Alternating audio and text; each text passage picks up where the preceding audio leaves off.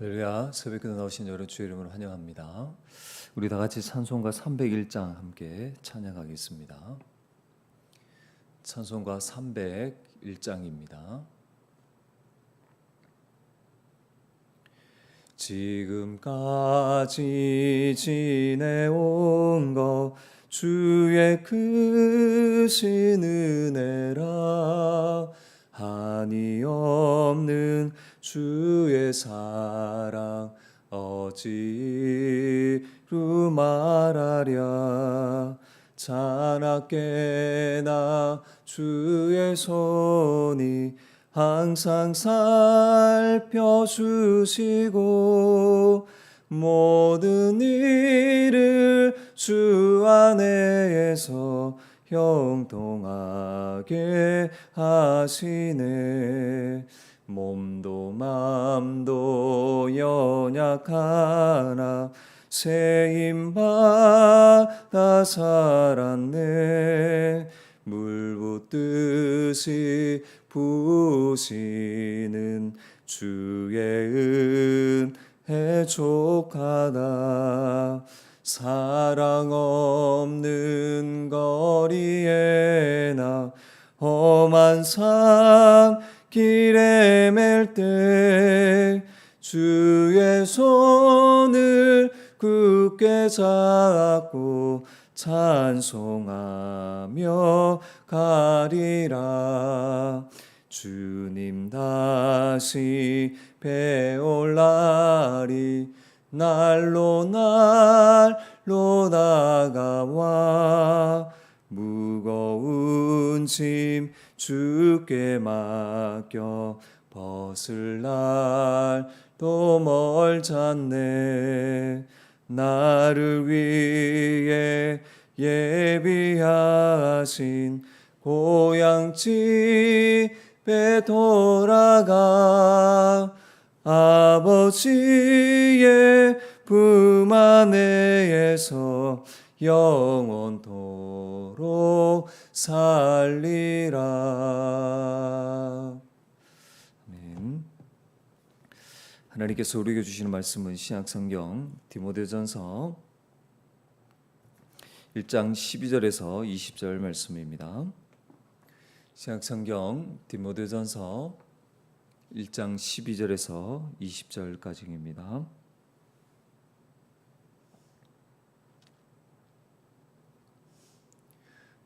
나를 능하게 하신 그리스도 예수 우리 주께 내가 감사함은 나를 충성되이 여겨 내게 직분을 맡기심이니, 내가 전에는 비방자요 박해자요 폭행자였으나 도리어 국류를 입은 것은 내가 믿지 아니할 때 알지 못하고 행하였음이라. 우리 주의 은혜가 그리스도 예수 안에 있는 믿음과 사랑과 함께 넘치도록 풍성하였도다.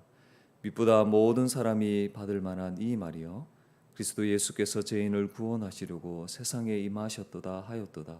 죄인 중에 내가 개수니라. 그러나 내가 국류를 입은 까닭은 예수 그리스도께서 내게 먼저 일체 오래 참으심을 보이사 후에 주를 믿어 영생을 얻는 자들에게 본이 되게 하려 하심이라.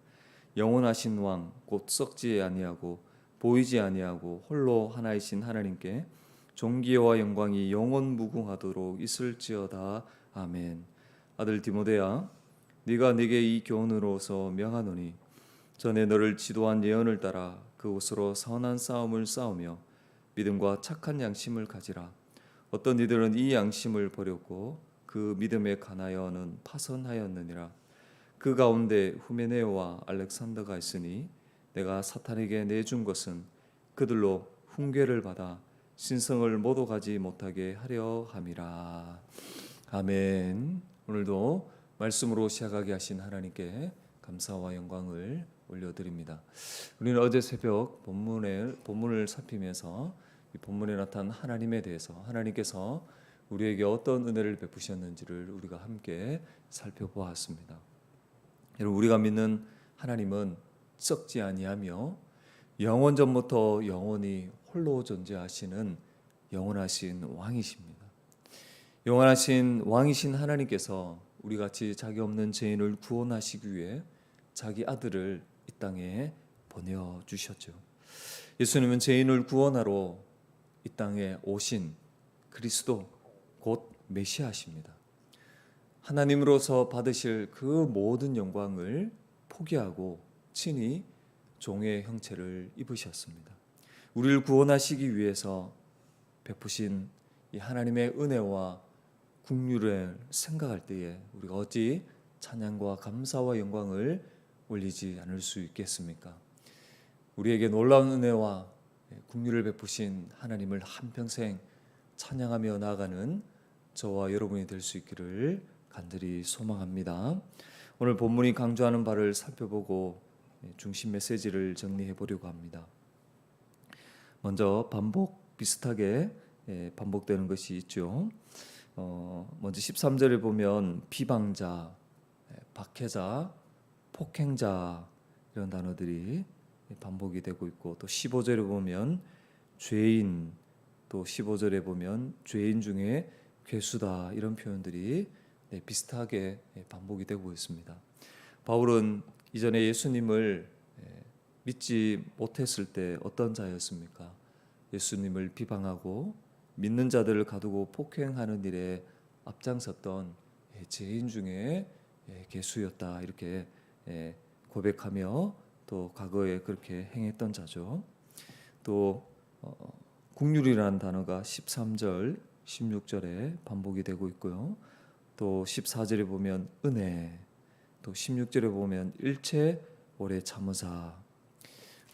예수님을 알지 못하여 자신을 박해하는 바울을 향해서 주님은 그를 불쌍히 여기셨습니다.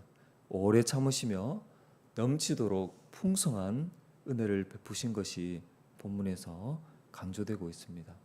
또 12절에 보면 나를 능하게 하신, 또 12절에 나를 충성되이 여겼다, 15절에 미쁘시다 이렇게 말합니다. 예수님은 자신을 박해하는 그 사도 바울에게 은혜를 베푸셔서 그를 구원하셨을 뿐만 아니라 그에게 영광의 복음을 전하는 직분도 맡겨주셨습니다. 주님은 자신을 박해하던 자를 오히려 충성되이 여겨주셨죠. 또한 사도의 직분을 주실 뿐만 아니라 그 직분을 잘 감당할 수 있도록 힘과 능력도 주셨습니다. 오늘 또 본문에서 대조 비교되는 것을 우리가 알 수 있습니다. 19절 말씀에 보면 믿음과 착한 양심을 가지라. 이게 하나의 또 명령형이기도 하죠. 그러면서 이제 대조적으로 양심을 버리고 믿음에 관하여 파선했다. 19절 후반절에 우리는 말씀을 통해서 알 수 있습니다. 바울은 디모데에게 이 믿음의 선한 싸움을 싸우라 이러면서 믿음과 착한 양심을 가지라 권면합니다.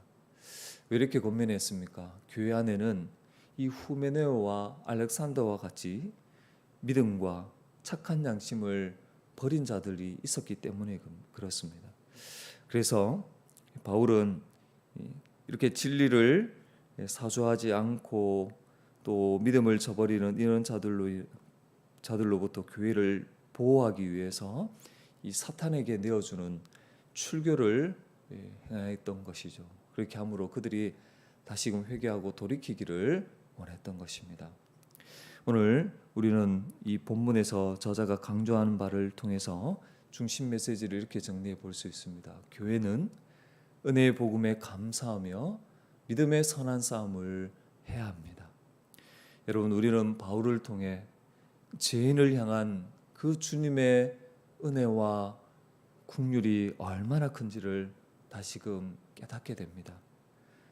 여러분, 바울이 복음을 알지 못했을 때 예수님을 박해하는 일에 그 누구보다 앞장섰던 자였습니다. 그럼에도 불구하고 우리 주님은 어떻게 하셨습니까? 오래 참으셨습니다. 주님을 향해 발길질을 하는 그를 불쌍히 여기시고 친히 만나 주셨습니다. 그뿐만 아니라 그를 충성되이 여겨 영광스러운 복음을 전하는 직분도 맡겨 주셨지요. 그래서 바울은 하나님 앞에서 자기가 받은 그 은혜를 생각할 때에 죄인 중에 괴수라 고백하며 늘 그 주님께 감사했던 것입니다. 주 안에 사랑하는 여러분, 우리도 바울과 다르지 않는 자들이었죠.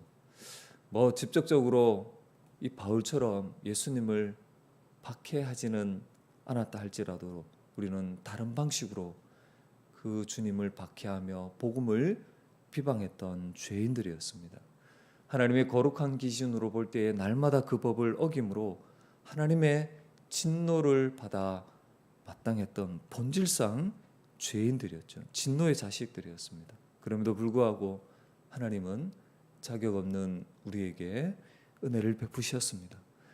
영원한 왕이신 하나님께서 우리같이 자격 없는 죄인을 구원하기 위해 자기 아들을 친히 이 땅에 보내어 주셨습니다.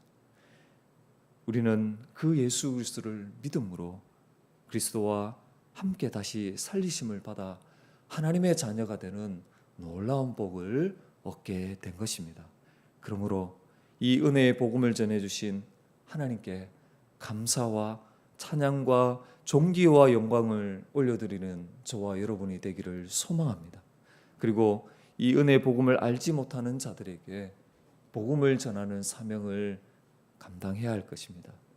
여러분, 주님을 알지 못하는 자들에게 최고의 선물은 바로 예수 그리스도 십자가 복음입니다. 우리를 구원하러 이 땅에 오신 예수 그리스도를 그들에게 알려주는 것, 이것이 여러분 최고의 선물인 것이죠. 여러분, 우리 나아가서 적극적으로 이 은혜의 복음을 아는 자로서 믿음의 선한 싸움을 싸워야 합니다. 성경에 기록된 말씀의 원리를 붙들고 믿음과 착한 양심을 잃어버리지 않도록 힘써야 합니다. 왜냐하면 믿음과 착한 양심을 버린 자들이 있기 때문에 그런 것입니다. 이미 배운 이 복음의 진리 가운데 굳건히 서서 우리는 거짓 교훈을 분별해야 할 것입니다. 영광의 복음을 전해주신 하나님의 이름이 모독받지 않도록 우리는 진리를 사수해야 하는 것이죠.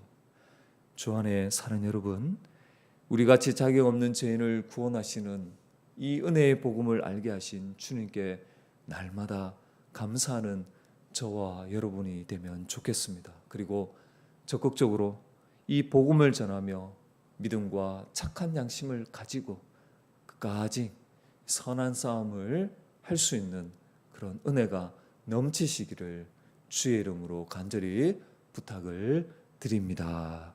기도하겠습니다. 하나님,